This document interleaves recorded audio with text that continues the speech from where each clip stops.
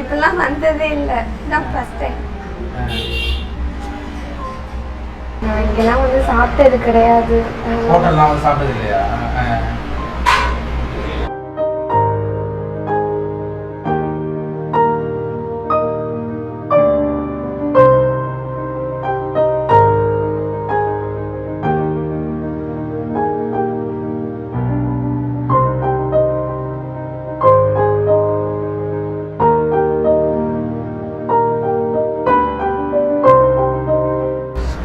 வீட்டுக்கு அக்கா அண்ணன் வாங்கிட்டு போறீங்க.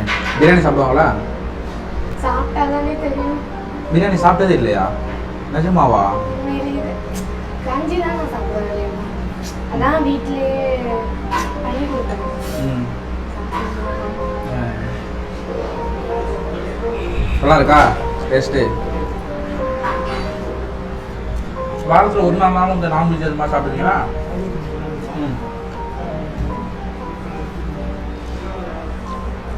நான் பிறந்ததுலேருந்து என்ன சொல்றது, கஷ்டம் நானா பார்த்துருக்கேன், சந்தோஷத்தை பார்த்ததே இல்லை.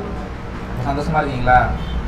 ரொம்ப சந்தோஷமா இருக்கேன். நான் உண்மையிலேயே எனக்கு கூட பிறக்காத அண்ணன் நீங்க தான். ஸ்கூல்லாம் போகிறதுனா சைக்கிளில் போங்க, நடந்து போகக்கூடாது.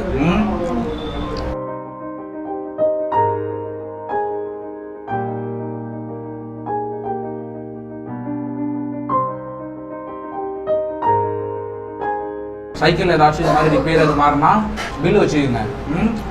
பில்லு வச்சுக்கோங்க. இந்த மாதிரி உங்கள்கிட்ட வந்து ஃபோன் பண்ணிங்கன்னா கூட நாங்கள் சொல்லிட்டு போகிறோம். அதுதான் எங்களுக்கு தேவை. இதெல்லாம் நான் என் வாழ்க்கையில வரும்னு நினைச்சு பார்த்ததே கிடையாது. கண்டிப்பா நம்ம இப்படியே இருந்தாலும் சாதாரணமா இருந்துட்டு போயிடுவோம். நிறைய வாட்டி தோணி இருக்கு, செத்துருவோமா அப்படின்னு தோணும். நம்ம சாப்பிடக்கூடாது, நம்மளுக்காக இறைவன் இவங்களை எல்லாம் படைச்சிருக்கான். நம்ம செத்துட்டோம்னா அதனால அவங்களுக்கு தானே கஷ்டம். அந்த இதை எடுக்க மாட்டேன். அந்த தினப்பீடிங்க வரக்கூடாது, ஓகேவா? இந்த சந்தோஷம் அப்படிங்கிறது தற்காலிகமாக இருக்கக்கூடாது. இதே மாதிரி நீங்கள் வந்து அவங்களையும் கவனிச்சுக்கணும். இதே மாதிரி நீங்களும் சந்தோஷமாக இருக்கணும். நல்லா படிக்கணும். நாங்கள் இப்போ அடுத்து உங்கள் ஊர் சைடோ டெல்டாவிலே வந்தால் அது மாதிரி சொல்லணும். ஓ நம்ம இந்த மாதிரி பார்த்தோம்ல, நம்ம பிகினர்ஸில் இந்த மாதிரி பேசியிருந்தாங்கல்ல, பாருங்க எந்த லெவலில் இருக்காங்க அப்படின்ட்டு. ஓகேவா? அந்த லெவலுக்கு வந்து நம்மளை 4 பேர் வந்து என்ன சொல்கிறது, இன்றைக்கி வந்து நினைக்கலாம் அவங்கள இந்த மாதிரி என்னப்பா இந்த பொண்ணு வந்து இப்படி இருக்குது, இது மாதிரி அவங்க கவனிச்சுக்கிட்டு இப்படி இருக்குன்னு. பின்னாடி பேசுகிறவங்கலாம் நேராகவே வா. ஏன் உங்களையும் திட்டுறாங்க? அதுக்கு அக்காவெல்லாம் திட்டுறாங்க, உங்க அக்காவுக்கு கண்ணு தெரியாது, கூறிட்டு சொன்னா அவங்களுக்கு எப்படின்னா இருக்கு. நான் ஏற்கனவே சொல்லியிருப்பேன் வீடியோ நோட்ஸில் எல்லாத்தையுமே. அதனாலதான் எதையுமே நான் சொல்ல முடியாத கண்டிஷன்ல இருக்கேன். சொல்லிட்டே இருந்தோம்னா அது அவங்களுக்கு கஷ்டம் தான். நம்ம சொல்லாம முடிச்சுட்டு பரவாயில்ல, சந்தோஷமா இருக்காங்கன்னாச்சும் அவங்க நினைச்சுக்குவாங்கல்ல. ஆமா இல்லம்மா, அக்கா வந்து வீட்டை விட்டே வெளியில போக மாட்டாங்க. அவங்கள யாரும் திட்டுறாங்க?